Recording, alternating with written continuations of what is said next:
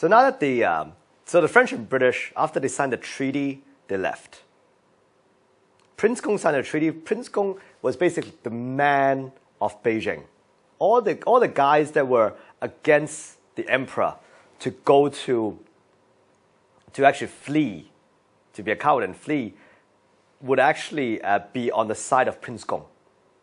And then, so the emperor was in Rehe, and in Rehe he basically took actually by all evidence, he actually took a long-term suicide approach of.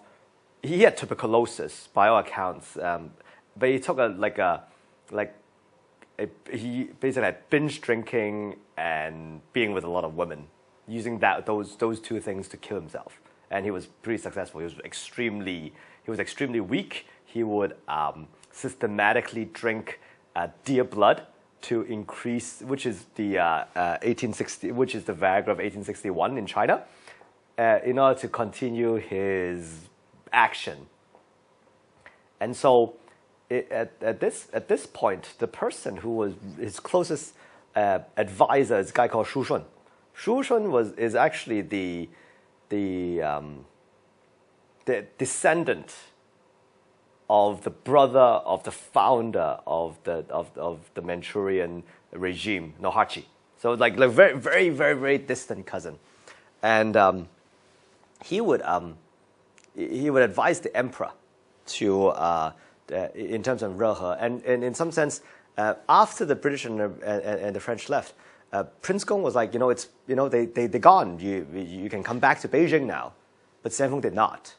And I think one of the biggest reasons because, again, Prince Gong, the younger brother, he was very so competent in dealing with the French and the British that he basically controlled Beijing. So Xianfeng continued to be in Rehe, and he eventually died. And when he died, he had to make something like a decision that's really difficult. He had only one son. His son was about 5 at the time, Tongzhi. He had a few options because obviously, when his son is in power, he loved his son, truly loved his son. Who is going to be in charge? He had a few options. He could give the authority to the two mothers, the Empress Ci'an and then the Empress Dao, and then Empress Cixi, who is the blood mother of Tongzhi.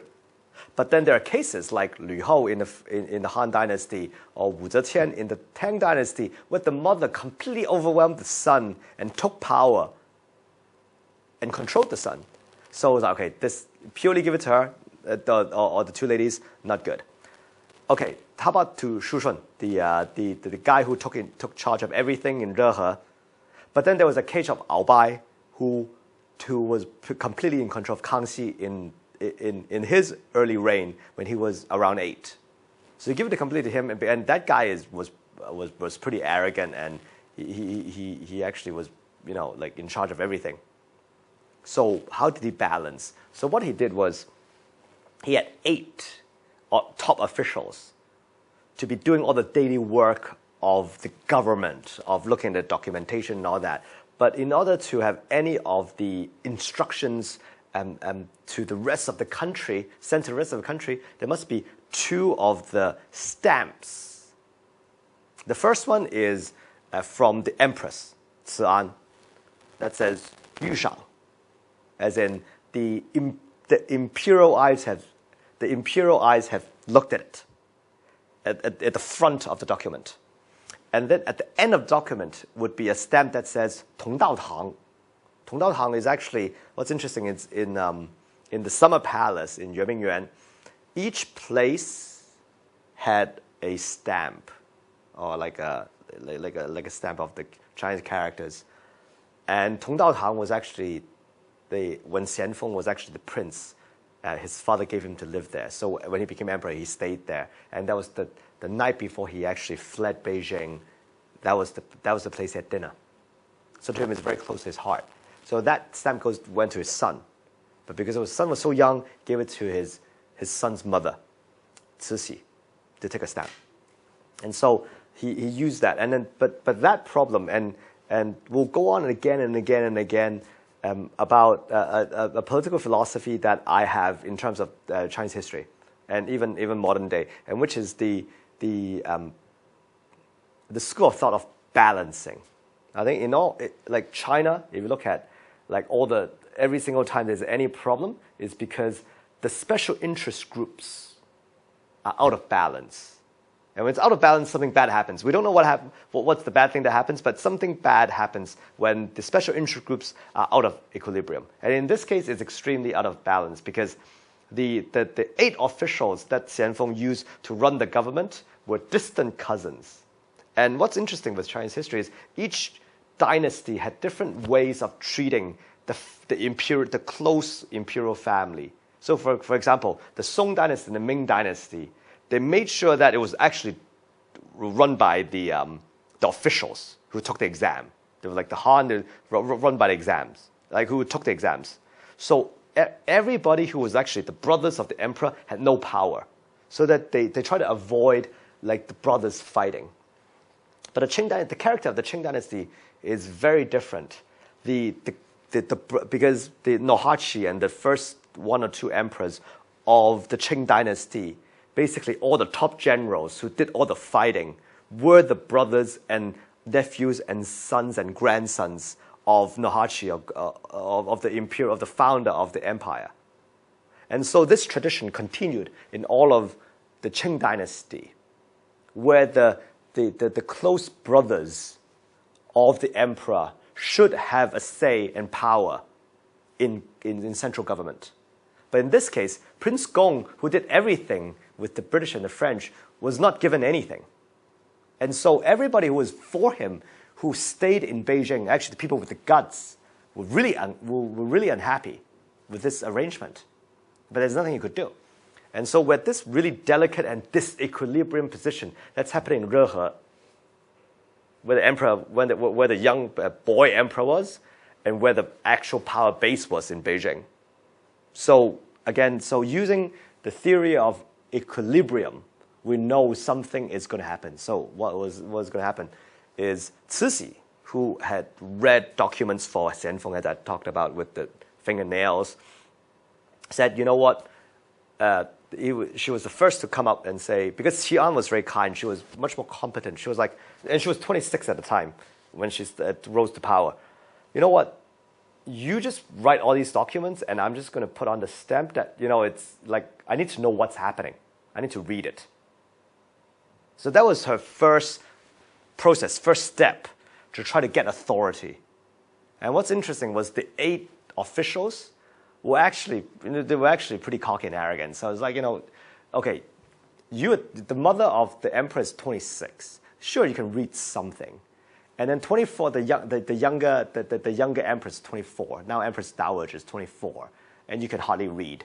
So there's really not much you can do. So yeah, sure, do whatever you want. And so basically, you can get to read everything. You can put on the stamp whenever you want to. But chances are you need us anyway. But then Empress Xi'an and Empress Cixi. So Xi'an is the empress, the kind, sweet 24-year-old. And the mother, and then Cixi is the 26-year-old, the mother of the emperor, who were competent. Both hated Shu Shun, the top of the 8 officials, for different reasons. Ci'an hated Shu Shun because Shu Shun effectively provided the women for Xianfeng in the summer in Rehe Palace. So a natural, as the empress, a natural hatred against the guy who would do that. Cixi was treated pretty badly because that she confronted the emperor for fleeing. And so Shu Shun was supposed to be allocating like meat and the good stuff, like the shark's fins and the bird's nest, whatever, to different consorts and concubines of the emperor. And she got the least. And so there was a very personal hatred for Shu Shun because Cixi did not get any of the good stuff. But in some sense, it was from the direction of the emperor. So they both hated him. And so that this incident, and it was already, quite stern.